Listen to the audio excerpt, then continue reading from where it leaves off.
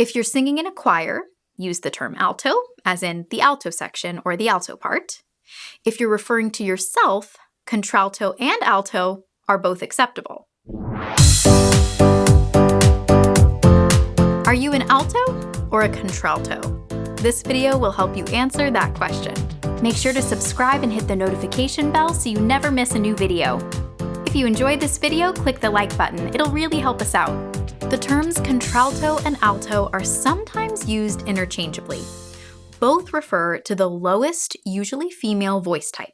Higher voice types, usually sung by females or people assigned female at birth, are soprano, the highest, and mezzo-soprano, the second highest, meaning medium-high. From highest vocal range to lowest, we have soprano, mezzo, contralto, tenor, baritone, and bass. The historical distinction is this.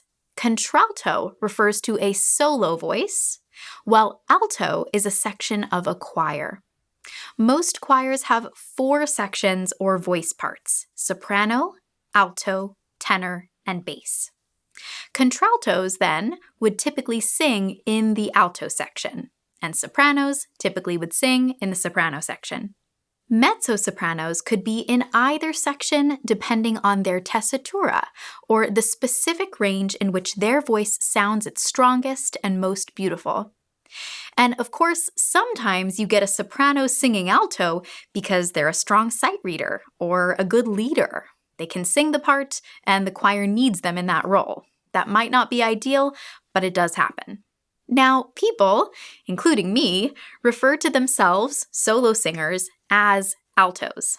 Now, that could be them identifying with their choral background, as many singers do sing in a choir at some point, or they could be using alto as an abbreviation of the word contralto. So, if we want to get everyone on the same page and be historically correct, here's what we do. If you're singing in a choir, use the term alto, as in the alto section or the alto part. If you're referring to yourself, contralto and alto are both acceptable.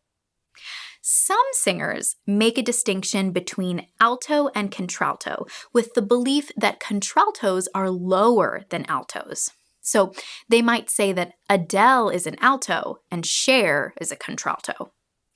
While this isn't of significance historically, you might run into that thinking, and it's a pretty harmless distinction. Choirs do often divide the soprano section into soprano 1 and 2, where many soprano 2s are mezzo solo voices. So it's possible that altos also wanted a special distinction, especially for alto 2s, since alto 1s might be low mezzos or regular old altos. When in doubt, you can just say alto, and no one will bat an eye. And if you're an alto, see the other lessons and warm-ups on this channel specifically for you. What would you like to see more of? Let us know in the comments. Visit 30daysinger.com for easy step-by-step singing lessons.